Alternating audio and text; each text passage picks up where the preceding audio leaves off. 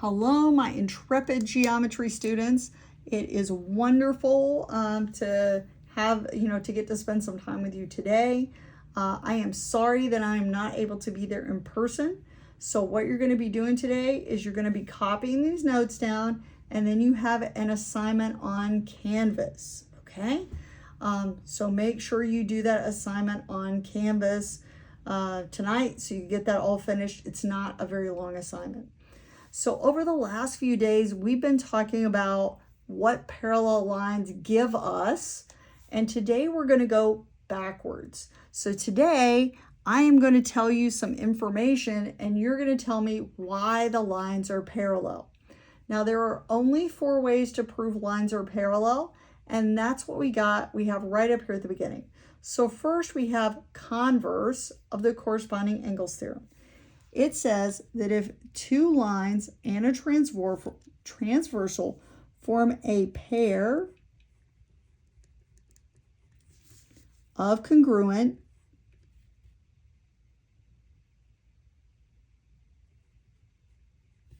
corresponding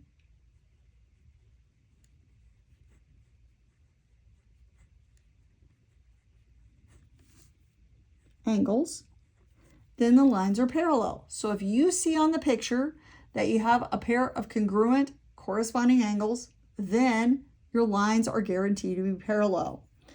Next one, this is converse of alternate interiors. So if you have a pair, I'm just going to put PR for pair just to kind of shorten it, of congruent alternate interior angles, then your lines are parallel. Notice I did a lot of abbreviation there.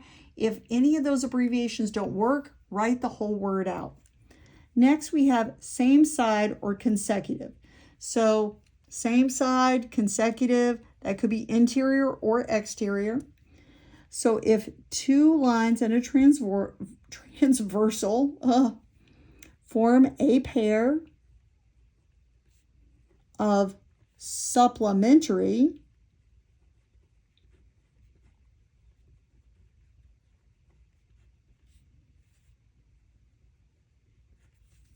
consecutive angles,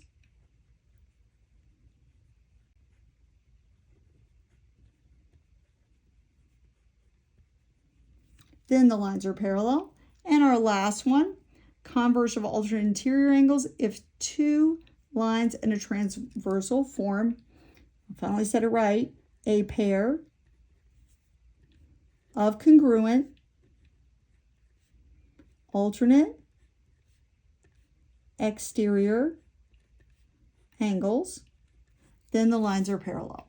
Okay, so instead of assuming the lines are parallel, we are given the angle relationship, and from that we get the parallel lines. So let's take a look at these 6 situations and see which of these correspond to some of the options we have available. It's okay to write no if it doesn't work.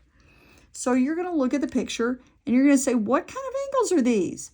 Oh my gosh, those are same side consecutive. And if you look up above, that's number 3. So we're able to say yes. And the reason we can do this is converse of consecutive angles.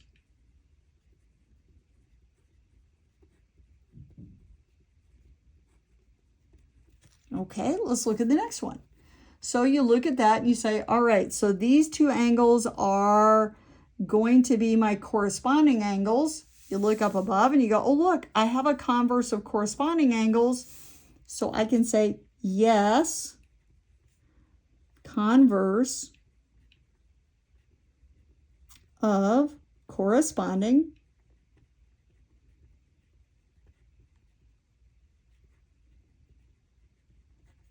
angles. Okay, let's go over to 3.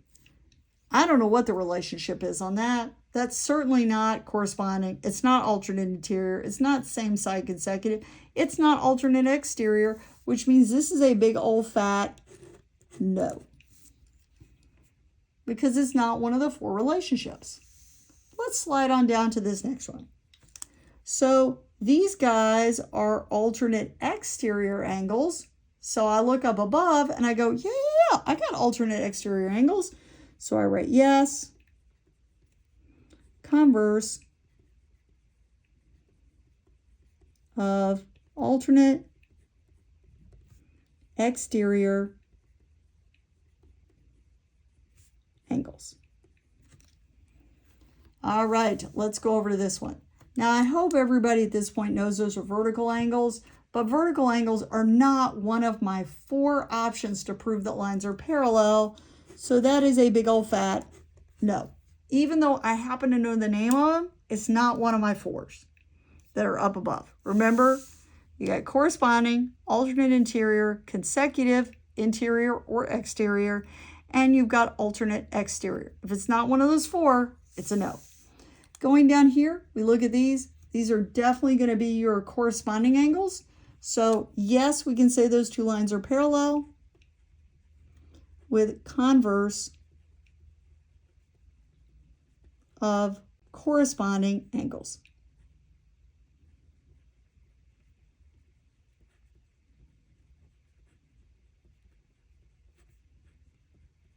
So hopefully those went really well for you and you're like, yeah, that is so simple. So let's switch over and let's kind of use these a little bit in a proof and see how this goes. Okay, ooh, there we are. Okay, so let's just kind of walk through our proof here. So I hope everybody's going to look at this piece right here, go over here and go, oh, that's given, and you're going to put a little given in. I also hope that you'll find this statement over here and write that that one's given. Okay, now we get down to the hard part. What's the rest of it? So we're going to start right here with the 1 and the 3. So if I look at the 1 and the 3, remember your paper's not glued to the desk, you hopefully can see that angle 1 and angle 3 have a special property. Hopefully you're going to look at those and go, oh, those are congruent and those are corresponding position angles. Hopefully that's what you say. You say, oh, they're corresponding angles. Okay, so if you go from parallel to congruent angles, so you start with parallel, you just say corresponding angles are congruent.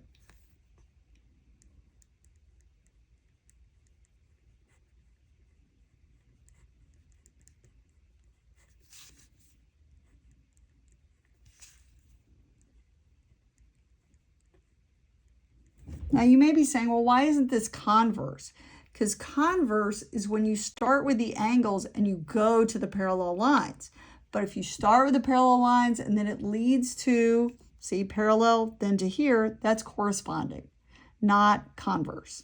All right, so now we get to this pair. This looks to me like you've either done substitution or transitive. It does not matter which one you pick.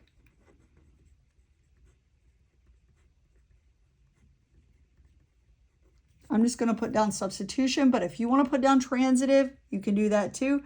Transitive is technically substitution, but for 3, and I do have 3 pieces here. All right, now the next piece comes down and it says that lines A and B are parallel. So I know when I go from angles, and my last statement is parallel, that I have to do a converse. So the question is, which converse? So I go look at these two angles and I say, well, what kind of angles are these relative to each other? Those are alternate exterior angles. So I use converse, alternate exterior angles. And that's how I'm able to say that. So hopefully that one went okay. Let me give you just a moment to copy that down. And then we're going to move on to our next one.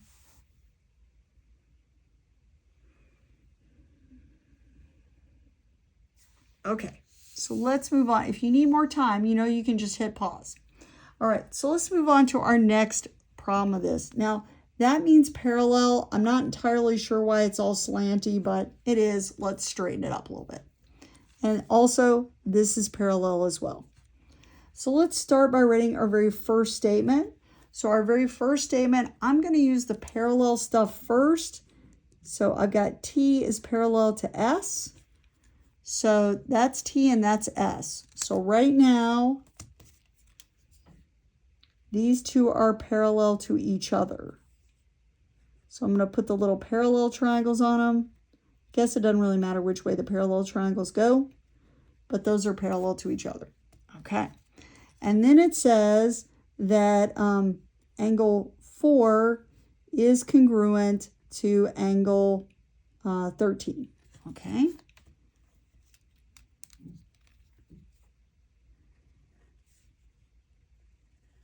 So the problem that I have with those is they're not on the same transversal. So I have to build a bridge to the other transversal. So I'm going to turn this sideways because I really like looking at the picture when it's this way. So here's what my plan of attack is. I am going to say that angle 4, because remember these are parallel lines, so I can say 4 is congruent to 9. Okay, so 4 is congruent to 9 because those are alternate interior angles. And then once I get that, I can use the transitive or substitution property to say that 9 is congruent to 13. Those are corresponding angles. And once I have that, I should be able to say the lines are parallel using the converse. So again, I'm going to go 4 to 9, 9 to 13, and I'm going to use some transitive property. Okay. So just like I said I'm going to do, I'm going to say that angle 4 is congruent to angle 9. And that's because, oh, I forgot to write given over here. I get so excited sometime about doing that I completely forget. Okay, next I'm going to write this. And I'm going to say that because those are alternate interior angles are congruent. Now, I'm able to say that because T and S are parallel lines. Notice I didn't say converse because I'm not ready to do that yet. Now I'm going to combine these two statements either using transitive or substitution, your choice. So I can say that angle 9 is congruent to angle 13. And again, it does not matter if you do transitive or substitution.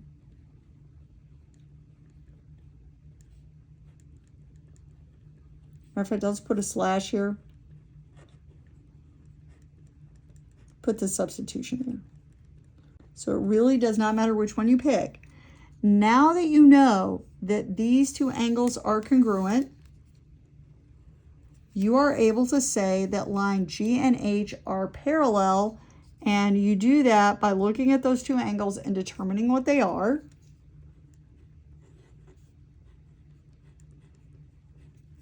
And see, I'm going from an angle congruence to a parallel sign, so this is where I use converse.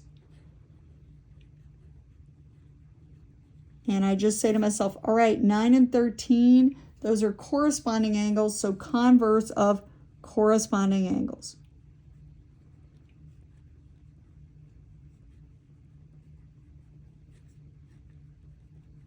Okay, so let's talk about the construction. So unfortunately, I did not bring my construction tools home with me so that I could do this construction with you. I'm going to post a little separate video on how to do a construction of a line parallel to a given line done by somebody else. And I will also go over it with you when I am back in class with you on Tuesday. But I'm sorry I can't do the construction with you. I just don't have my tools at home. All right, so now we get to our final couple of theorems, and we're kind of like moving out of this, and we're just going to do a little bit of algebra. So these are kind of duh theorems because they just make sense. The first one says if two lines are parallel to the same line, so like A is parallel to B and C is also parallel to B, then of course A and C are parallel to each other. That is absolutely true. The next one says if two lines are in the same plane that are perpendicular to the same line, so C is perpendicular to both A and B, then those lines have to be parallel to each other. That is also absolutely true. So how will we use those? We will use those to help us solve this problem. So what you should see in front of you are 1, 2, 3 parallel lines cut by 1 transversal this way. Now we'll talk about angle 2 there in just a moment, but let's talk about this one. So what this tells you is that this angle is congruent to this angle.